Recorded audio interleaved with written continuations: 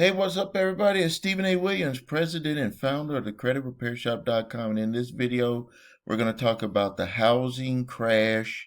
Everyone has everybody, well, a lot of news reports. I won't say everybody is scared with what's going on, but there are a lot of people that have expressed for some reason that they want to sell their homes because they can get more money for them right now, and they're not taking into account that it may be harder to get into another home simply because the prices are high, that you may want to hold on to that home. I've heard people say that they want to sell their home and they want to rent so they can take all of that wealth out of that property. And I just want to tell you, be careful about doing that. Now, I can see someone potentially doing it if you're retired, you're going to move, downsize, and you want to get your money so you can have it, be able to hold on to it and utilize that for your retirement.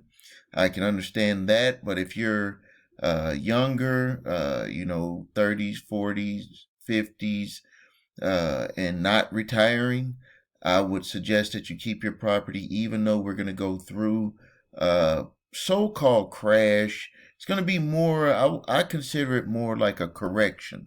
It's going to be like a correction that's going to go on. And the reason why that correction is going to happen is because really the prices are just very high. I just want to make sure the prices are just high. I mean, no matter what, it with the stock market, with houses, with everything, they call it a bubble, but I don't, is it really a bubble, or is it just where the prices just get so high to where a certain amount of people are not going to, get into the game?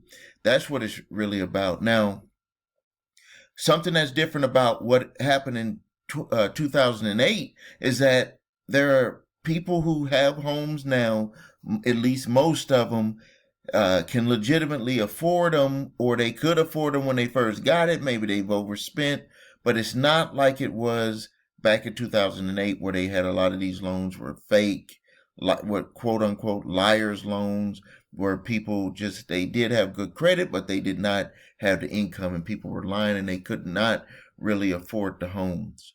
Now, the number one indicator that there is going to be a bubble is that the prices are just outrageous. My daughter and son-in-law, they just got a property. They ended up getting a house built, and I would say probably that same house could have been built for about $300,000 in today's money, but they ended up paying around $352 for that home.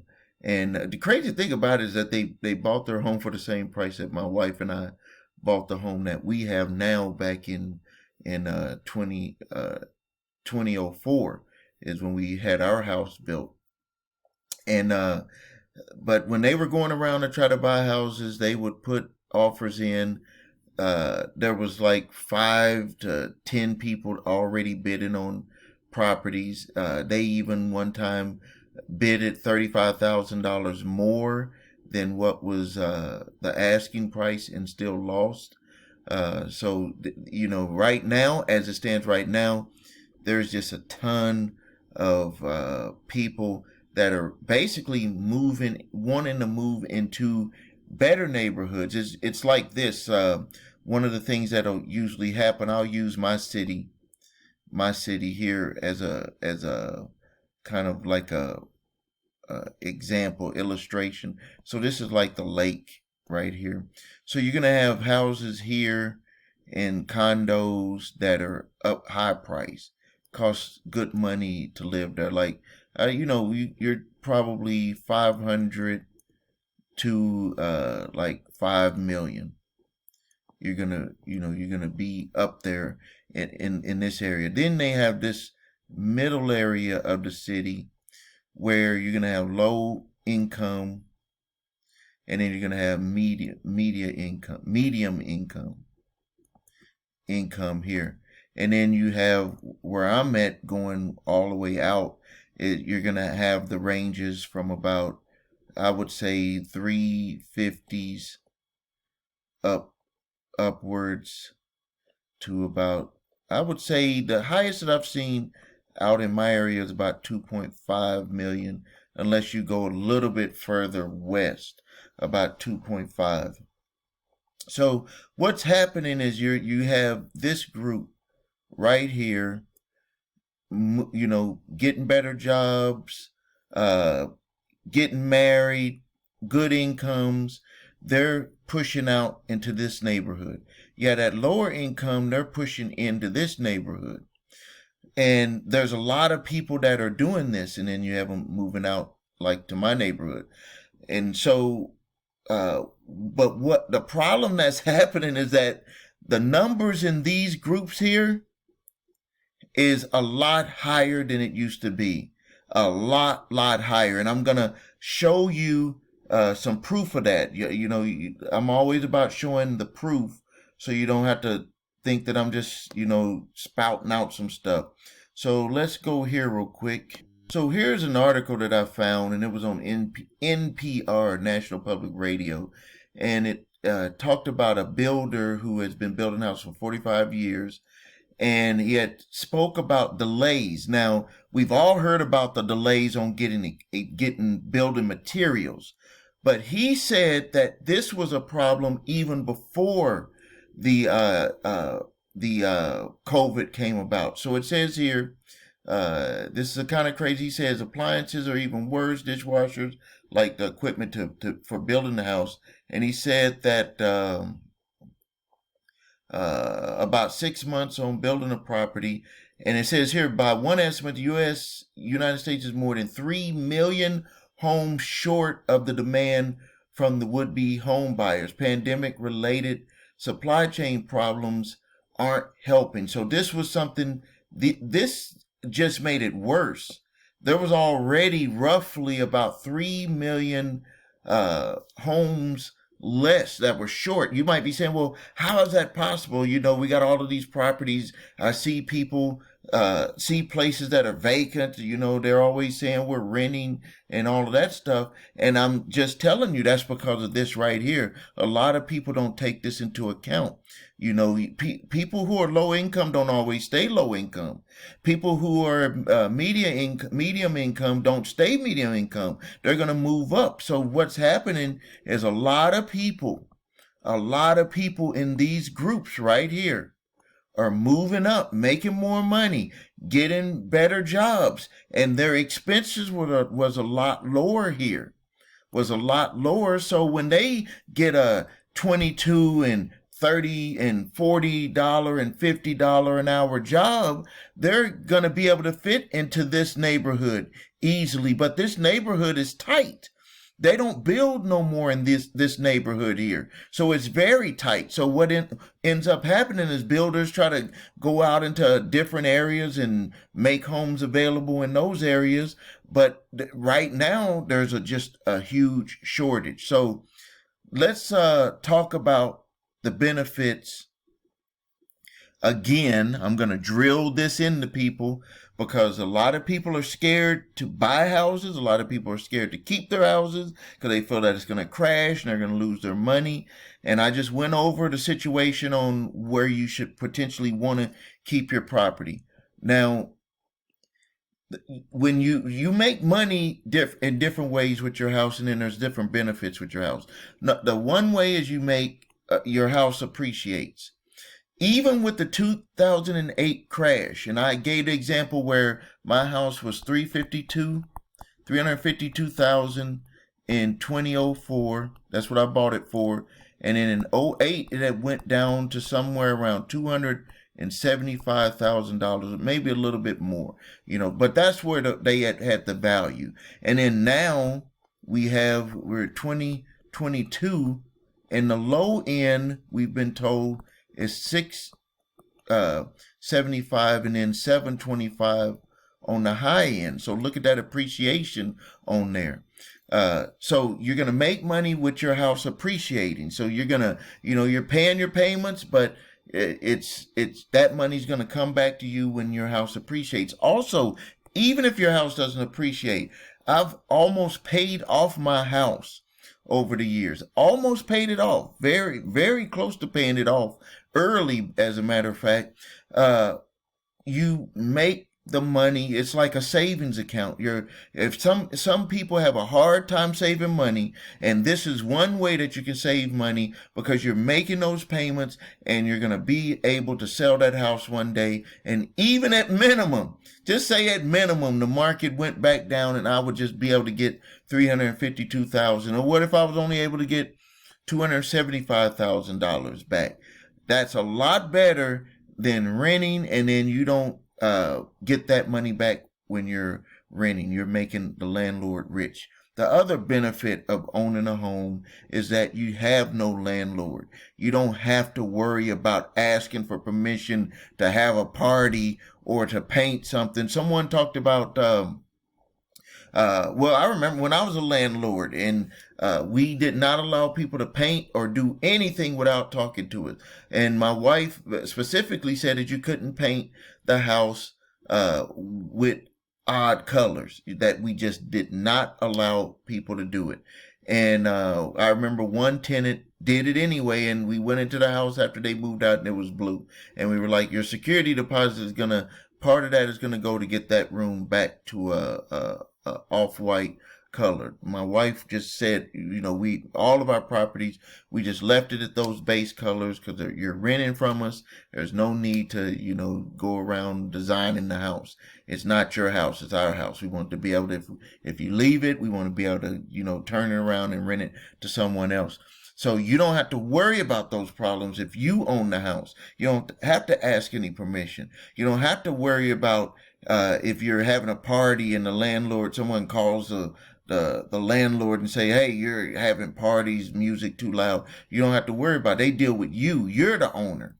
And then, so when you're renting, you are making your landlord rich. You are putting their kids through college. You're putting money up for them for retirement. You're paying their property down. That's what you're doing. And rents, as a matter of fact, are going up. I saw a news report where they were showing this lady with, I think she had two children. She was single. She was paying $1,500 a month. Her landlord on a new lease is going to raise it to $2,500 a month. And they were like, what are you going to do? She was like, I cannot afford that. The reasons why they do that, though, let me tell you the reasons why they do it, and they get away with doing it. Not that they got to get permission. I'm saying, how do they think that they're going to raise the rent that high, and just, somebody's just supposed to come and get it? People are coming to get it. I remember in my area here, when Amazon came, a lot of executives and people who did not want to own properties, they just wanted to rent properties, and they were getting upwards to $4,000 and $5,000 a month rent. I don't know why these people didn't want to buy. Maybe they did want to buy. They were going to end up building. That was probably their mindset, that they were going to build. But a whole flood of people are going into all the different markets where they're just raising the rents because there's groups of people that can afford them, and the landlords know it, and so they're going to take advantage of that situation. Now, I want to show you something here with the where I found this also. I think this is it here with the housing market. Now, look at this here. Now, this shows, where people talk about the appreciate, what happened during the crash. Let me move myself over here. What happened during the 2008 crash, and how has it recovered? So look at this. Nevada was, let's see, the peak. So this here was the peak of what happened, and then this is where it ended up appreciating back.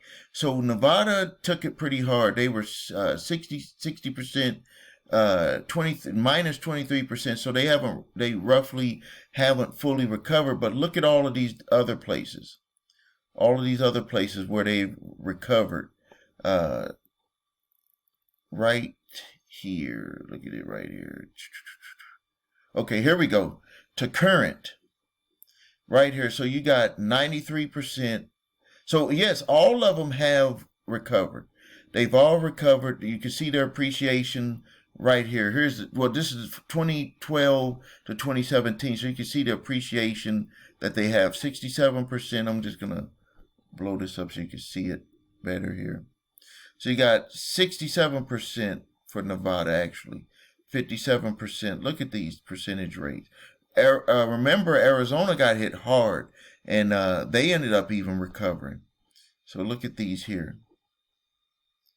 Looks like no one, there's a few. These southern states were in the teens. Here's a northern state that was, some northern states that were actually one that was single digits. But so you could see right there that properties are going to rebound. So don't worry about that. Don't worry about them rebounding. They're going to rebound and you're going to be able to make your money back. So don't let people steal your wealth. I just for some reason, I just want to keep making this video to just hammer this in. And because I just know that there's some people that are going to potentially make a decision that they're not going to fully think out, because your money, your house is one of the first places that you can grow wealth. Now that's it for real estate there. I want to talk about making money. There was I did a consultation with one of my students that I'm mentoring. Something that I do for business owners is I do mentorship, and even for people who haven't started a business but they're looking at starting a business. And I talk about how you need to get your mindset right to be able to make money. And so what I did here, and this is similar to an example that I gave to him, but he actually has a business. But I was trying to get across to him, while I was getting across to him, he has to accept it. But I was saying, like, if you're going to leave your job, because what he wants to do is he wants to leave a job, and he wants to, but he needs to replace that income. And probably the number one problem that we all have when you're coming from a job and you're going into a business where you're going to be 100% on your own for yourself, that the people don't understand that you're already doing it. You're just doing it in a different way. So right now, when you're at your job, this is what you're doing. You're trading time. So let's say that you're making $40 an hour. So your $40 an hour that they pay you is generating something for that company. On average, it's different for all businesses, but on average, for a business to pay you $40 an hour, they're going to probably make 10 times. I would say they're going to make at least 10 times per hour what they're paying you. Now, it might be lower for other companies. It might be higher for other companies. But I'm going to say, on average, what you're bringing to the company is about $400 per hour. $400 per hour. Because what they're doing, and I do this for my business, what they're doing is they're making sure that what you're doing is generating a certain amount of money. Now, you might be a piece in a puzzle. So like, this is a puzzle, and then there's someone else here that does a piece, and someone else does a piece. This might be you right here, and your piece attaches to the other pieces of the puzzle, and that makes, it'll equal that. It could equal that, or it can equal more. I think that, at least the way that I set it up, it equals more. Whatever I'm paying, I'm going to do 10 times, and it's going to equal more. Now, the reason why the business has to do that is because the business has expenses. Number one, paying taxes for you, payroll taxes, any other benefits, unemployment, all of that stuff. Plus, it has to make a profit for the business. That's why it's very important to watch these numbers, and that's why certain businesses can pay more and certain businesses have to pay less. Now, you're already doing it. So all you have to do to be able to change to where you're going to be able to make money, and you switch yourself to where you're the business, and then you're spending that $40 an hour on whatever it is to generate money for you, for your business. Now, here's an example, and I didn't really understand this fully until later with my businesses, but I really pay attention to this because what you spend, if you do it on the things that matter right here, no BS faking. You only spend things on the things that matter for your business. You will make a lot of money and you will be able to change and make that transition because I was able to do it and I know you'll be able to do it. I wish I would have thought about it like this even sooner, even though and when I started my first company, which is my publishing company, I started it back in 1990. My wife and I started it and we didn't really understand it. We knew what we had to do and what we had to spend, but I didn't understand it fully. When I really understood it fully, it was like, why aren't we spending more money on this side? We could spend more. Let's just do more. And we ended up where we did spend more because we used to spend roughly $600 a week. And then we ended up getting to $3,500. It was actually at $4,500. But we did some negotiation and we were able to even get that down. And that was what we needed to spend money on to produce a certain amount of money. Now, obviously we had expenses and other stuff, but roughly when we were spending in the way that we ran our numbers, when we would spend $3,500, it could bring us on a weekly basis $10,000 to $20,000 back. And the reason why it fluctuated was because on some weeks we had certain advertisers and other weeks we didn't. But that cost factor, the way that I ended up figuring out how to construct the publication, I utilized every space in our magazine to make, it was fully full of ads from local businesses to make money. And so what we ended up understanding was and really if you look at it, all we did, if you think about this as a worker, we spent $3,500 on that side and it ended up generating $10,000 to $20,000 a week. $10,000 to $20,000 a week for that business. So what the difference was, what was the difference? Was that we only do only what mattered for the business, no BS, no faking around. That's all we did. This $3,500 went towards what was going to be needed to utilize, which was printing, which was utilizing the printer to make this amount of money. And we used every inch of the like over the years, I ended up like, just to give you an example, like I would remake the ads to be a certain way because I knew that I could fit more ads on a page. Like we could fit more ads on a page. And then we had some content here. So what we used to have it like where it was like this. We had these columns and we had content, and then we had the ads. But I was like, if we took away from how deep the ads were and we made them bigger this way, I had learned that we can make more money. So if you're trying to figure out a way to get yourself over to that side, to be able to turn your life around and say, hey, I'm going to take charge of my finances. I'm going to take charge of my life and I want to be my own boss. Now, not everybody wants to be their own boss, but if you want to be your own boss, this is like a process that you need to run in your mind. And I laid this out for that person that I'm mentoring. I laid this out because one of the things that people are so afraid of doing is investing in themselves. See, when your employer is paying this, they're investing $40 an hour into you. You just think that you're just getting paid for doing a job. They're investing. That's why if you don't do your job, they get rid of you because you're not worth the investment of $40 an hour.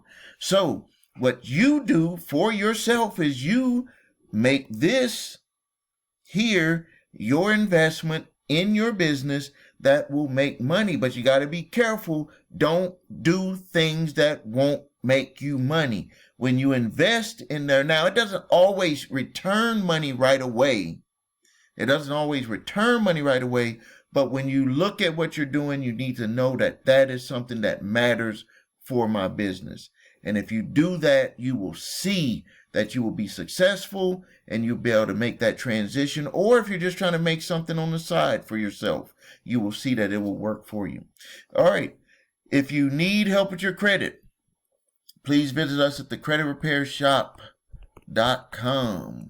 thecreditrepairshop.com.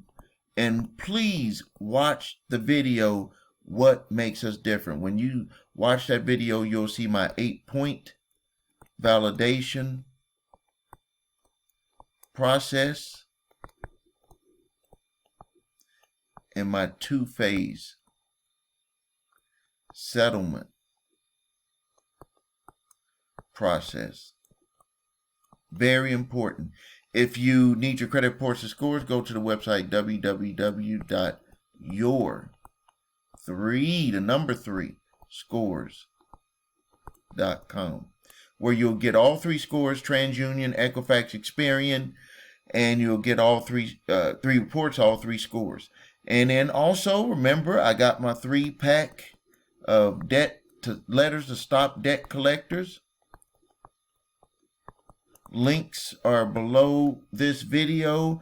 I do ask for a donation for you to get them, but it can save you literally hundreds, if not thousands of dollars, and it can stop them from taking you to court because you're going to be on them early rather than waiting for later to deal with that debt collector. All right. Thank you for your time. This is Stephen A. Williams, president and founder of thecreditrepairshop.com. Make sure you like this video. Make sure you subscribe to the channel. Make sure you post your comments and questions.